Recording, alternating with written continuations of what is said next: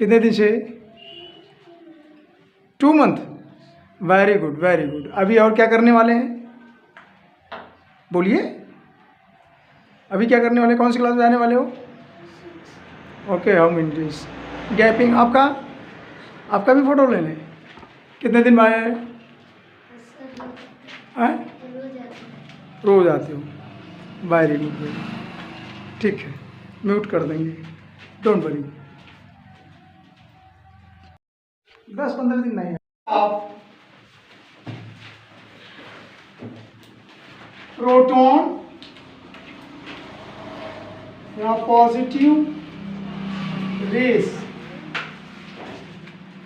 धन किरणें, हालांकि धन किरणें कहना कम सही है, उससे भी ज़्यादा है कैनाल किरण, कैनाल रेज।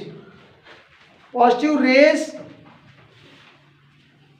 कहना ठीक नहीं है, उसके लिए मैं बीच बताता हूँ क्यों नहीं ठीक है, लेकिन बुक में कई जगह दिखाता धन किरणें, लेकिन ये ऐसा नहीं है।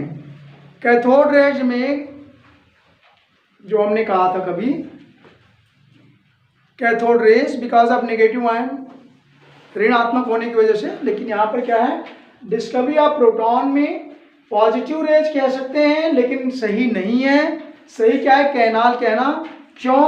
क्योंकि देखो ये कैथोड है, नेगेटिव चार्ज वाला है, और इसमें जो ये परफोरेटेड या छिद्र बना हुआ है, परफोरेट प्लेट, ये कैथोड है, नेगेटिव आने वाला है, और इसके छेद से ये जो छेद बने हुए हैं, ठीक है, इन छिद्रों से आप देखेंगे तो कुछ किरणें इधर जाती हैं, और ये किरणों का टेस्टिंग करने पर बाद में जे थॉम्सन ने टेस्ट किया तो ये पॉजिटिव चार्ज वाली किरणें हैं, इसीलिए इनको पॉजिटिव रेस कह सकते हैं। लेकिन ये एनोड, ध्यान देना मैं क्या कह रहा हूं, एनोड से पैदा नहीं हुई हैं। कहने का मतलब ये एनोड से अगर जाती तो हम इनको पॉजिटिव रेज कहते या एनोड किरण कहते। पॉजिटिव कह सकते हैं, एनोड मत कहना। एनोड रेज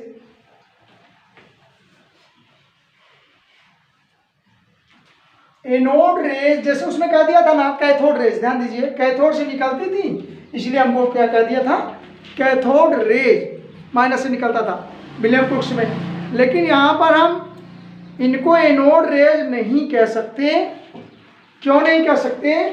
कि एनोड से निकलती तो हैं, ये वास्तव में कैथोड से ही निकल रही हैं किरणें।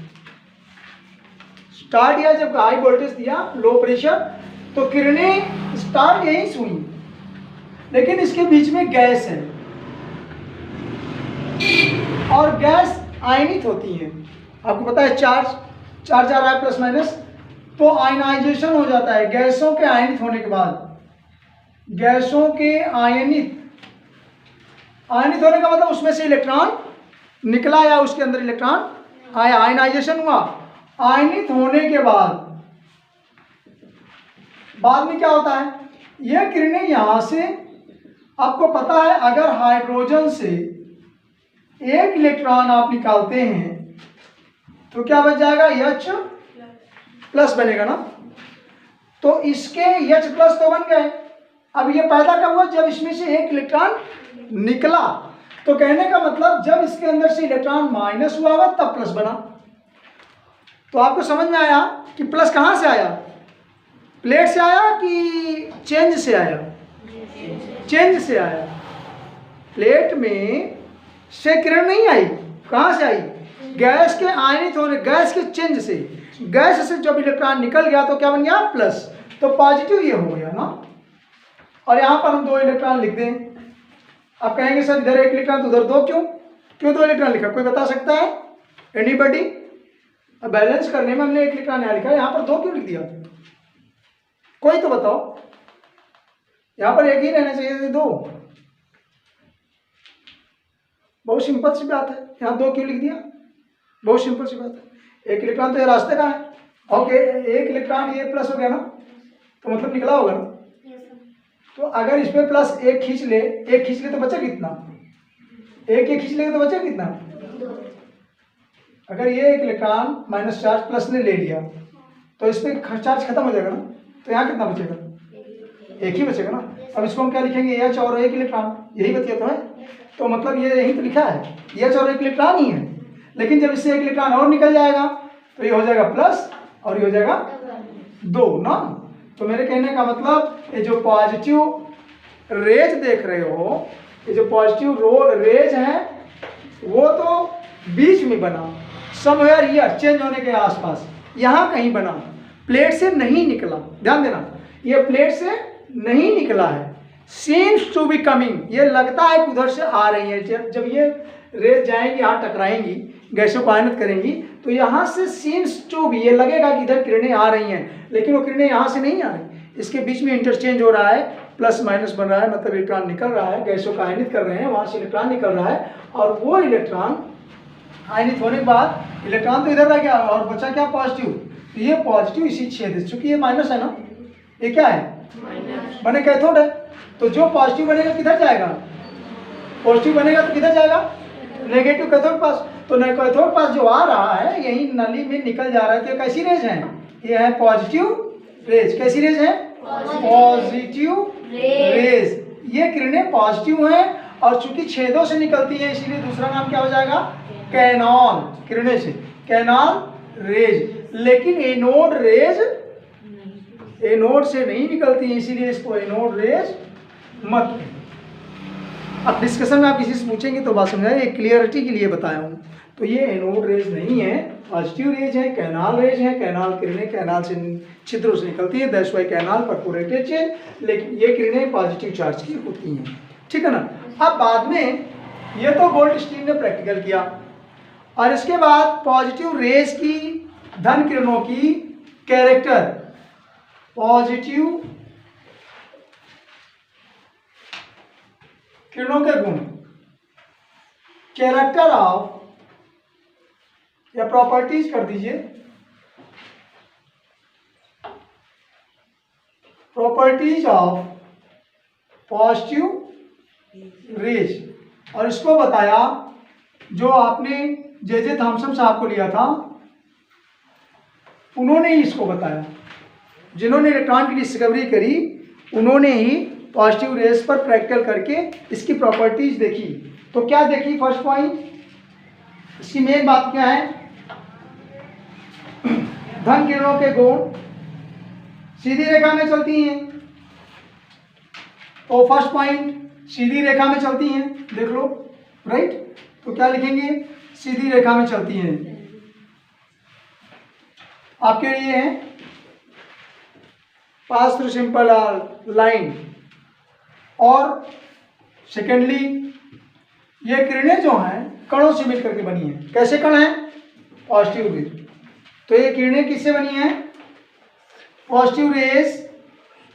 Positive raise is the combination of, क्या है, positive raise is the combination of किसका, पार्टिकल्स, कणों से बनी है।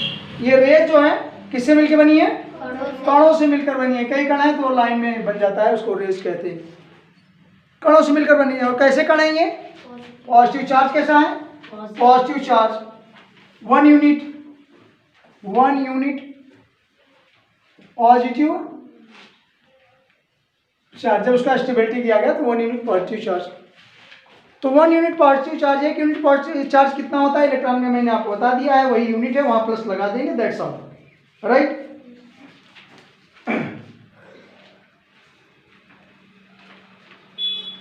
ये भी गैसों को आयनित करती हैं, प्रॉपर्टीज में लिखना हो लिख लीजिए, क्योंकि गैस से आयनित होगी मिली है ना, गैसों को आयनित करती हैं। आयनाइजेशन ऑफ गैसेस, गैसों को आयनित करती हैं।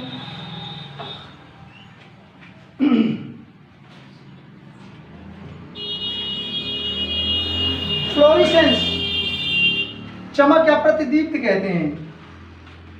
फ्लोरिसेंस पैदा करती है, चमक। चमक को इंग्लिश में फ्लोरिसेंस, चमक पैदा या स्फुरदीप्त। ये जब टकराती हैं गैसों के बीच में तो ये थोड़ी सी चमक पैदा करती हैं, क्योंकि वो आयनाइजेशन होता है, राइट। फोटोग्राफिक प्लेट को प्रभावित करेगी।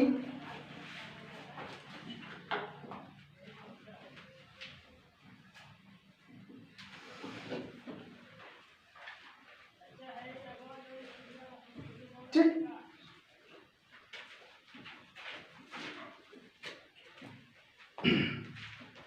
नाउ नेक्स्ट इज, आगे चलते हैं थोड़ा।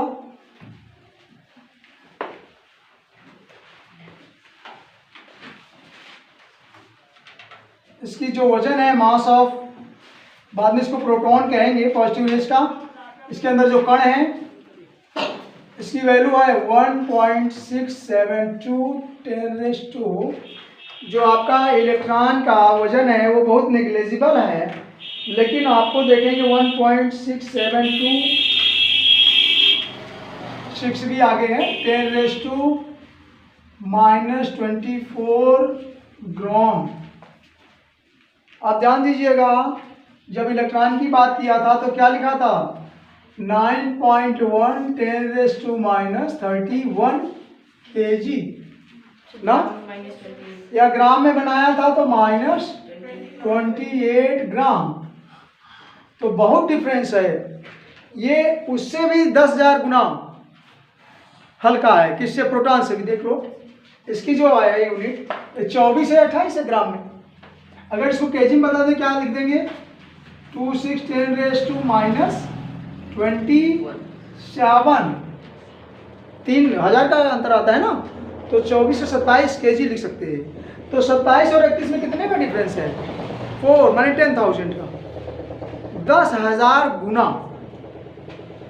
ये इलेक्ट्रॉन उससे भी 10,000 गुना कम है। किससे? प्रोटॉन जो कण है उससे भी हल्का है, इसीलिए तो वहाँ कहते हैं क्या, निग्लिजिबल, बिल्कुल कैलकुलेशन में नहीं आ सकता, कम होता है। तो इलेक्ट्रॉन की साइड, इसको यहाँ पर डाउट मत करिए। प्रोटॉन का मास 1.6726 10⁻24 ग्राम या 1.6726 10⁻27 kg, राइट। तो ये हुआ आपका। अभी इसको जो हम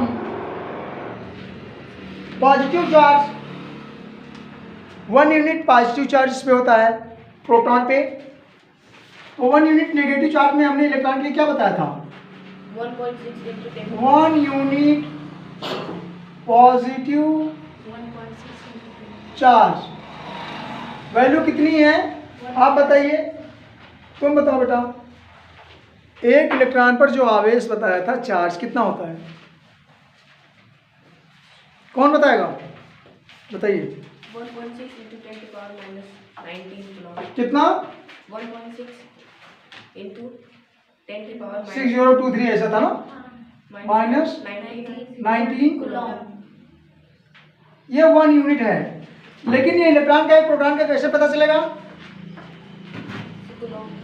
नहीं, पॉजिटिव निगेटिव चार्ज लगा दें। कहाँ? यहाँ पर, यहाँ पे नो यहाँ कर देंगे, कितना 1000 10,000 करोड़ हो जाए। क्या करें, ये नेगेटिव तो रहेगा ही, इतना कम वैल्यू, नेगेटिव मतलब यहाँ कम वैल्यू है, लेकिन लगाएंगे क्या, यहाँ हम लोग इलेक्ट्रॉन के लिए माइनस लिख देते हैं बस। चार्ज में कोई डिफरेंस नहीं है, उतनी सी बात है। नेगेटिव का मतलब ऐसे समझो जैसे तुम्हारे पास 10 रुपये आए तो क्या लिखेंगे, 10 रुपया प्लस ना। अब तुमने किसी को दे दिया तो क्या हो गया, तुम्हारे पास कितना पैसा है, -10, माइनस, तो माइनस प्लस से कोई मतलब नहीं है, जो था वही अभी इधर है, अभी उधर है। आप किसी से कर्ज ले लेते हो 10 रुपये का उधार, तो क्या लिखेंगे, -10 रुपीज़ ना। और अगर आपके पास है या किसी को दिया तो क्या लिखेंगे, प्लस। 10 रुपये का मतलब है, चार्ज का मतलब तो सिर्फ इतना ही है, वैल्यू सिर्फ इतनी है। अब वो उसके पास है कि उससे बाहर है। पॉजिटिव बनेगा तो क्या होगा, बाहर ना, अभी यहाँ बताया था मैंने हीलियम का, वहाँ पॉजिटिव कर देंगे, इसका मतलब एक किधर भी इलेक्ट्रॉन निकलने के बाद इतना उस पर डेवलप हो गया है। पॉजिटिव कोई चार्ज अलग से नहीं है, नेगेटिव चार्ज कोई अलग से नहीं है, केवल है कि नहीं है, लिया है कि दिया है। आप ध्यान दो, जब भी हमने ऐसे हम कर सकते हैं, जैसे हीलियम है, हीलियम से अगर एक इलेक्ट्रॉन निकाल दें, ध्यान दीजिए क्या लिखेंगे, हीलियम प्लस एंड 2 इलेक्ट्रॉन ना, तो एक प्लस का यही तो गया, तो 2 इलेक्ट्रॉन हो गया। और जब ये अकेले था तो केवल हीलियम लिखते थे, एक इलेक्ट्रॉन उससे निकाल दिया तो हीलियम पर प्लस लगाते तो 2 इलेक्ट्रॉन लिख दिया, कोई प्रॉब्लम। तो कहने का मतलब चार्ज तो वही है। हमने 10 रुपया किसी से कर्ज लिया, जब लिया तो -10 लिखेंगे, और आपने 10 रुपये किसी को दे दिया तो क्या लिखेंगे, तुम तो धनी हो गए 10 रुपये के, क्या लिखेंगे +10। जब किसी को दोगे तो तुम राजा हो गए ना देने वाले, तो कैसा लिखेंगे, डोनर, डोनर माने +10। और तुमने किसी से यही ले लिया कर्ज रूप में तो क्या लिखेंगे -10। तो सिंपल सी बात यहाँ पर चार्जेस पर है, चार्ज का मतलब जो वैल्यू है वही है, प्लस माइनस लिखते हैं। तो हमने यही बात यहाँ आपको सिखाया कि अभी यहाँ पर जो परफोरेटेड प्लेट है, यहाँ से इलेक्ट्रॉन पैदा नहीं हुए हैं, ये रेज यहाँ से पैदा नहीं, अगर पैदा होती है एनोड से तो एनोड रेज लिख देते, एनोड रेज नहीं लिखते हैं, क्या लिखते हैं, पॉजिटिव रेज। पॉजिटिव रेज मतलब पॉजिटिव चार्ज वाली बात, और पॉजिटिव चार्ज आया कहाँ से, कहाँ से आया, गैस के आयनीकरण से, मतलब गैस से इलेक्ट्रॉन जब निकले तो वहाँ पर प्लस डेवलप हुआ ना, और वही सारे रेज बन करके इकट्ठे होकर इधर से जाने लगे, इसलिए इसको कैनाल रेज भी कहते हैं, परफोरेटेड रेज कह सकते हैं, पॉजिटिव रेज कर सकते हैं, बट एनोड रेज नहीं कर सकते। पुरानी किताबों में किधर भी और लेक्चर में भी कई बार पुरानी समझ जहाँ डाउट है, ऐसे लोगों से पूछोगे तो वो एनोड रेज कहते हैं, दैट इज रॉन्ग। फाइन, तो ये पर क्लैरिटी से ध्यान दीजिए। नाउ नेक्स्ट इज, इसकी भी त्रिज्या जो हम लेंगे, प्रोटॉन को जो हम रखते हैं एटम के अंदर, एटम के अंदर क्या क्या है, प्रोटॉन और न्यूट्रॉन, इलेक्ट्रॉन इधर कहीं है। हमने आपको बताया था पूरे इसकी रेडियस कितनी होती है एटम की, तो 1 फर्मी, फर्मी में लिखते हैं 10⁻⁻15 होता है, ये बात हमने कर लिया है। तो एक प्रोटॉन का जो रेडियस होता है वो होता है 10⁻13 सेंटीमीटर, ठीक है ना, 10⁻, रेडियस ऑफ प्रोटॉन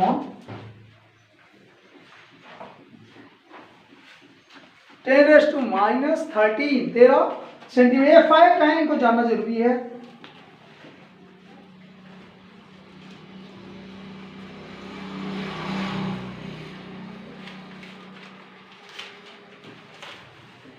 ठीक है ना,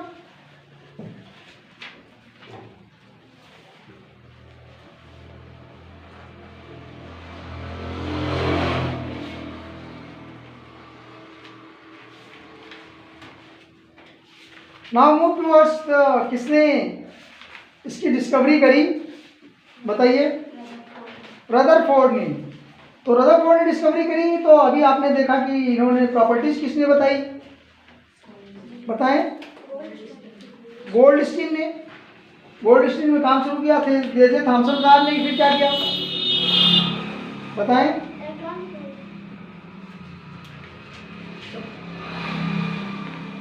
जे थॉमसन ने प्रॉपर्टी बताई थी प्रोटॉन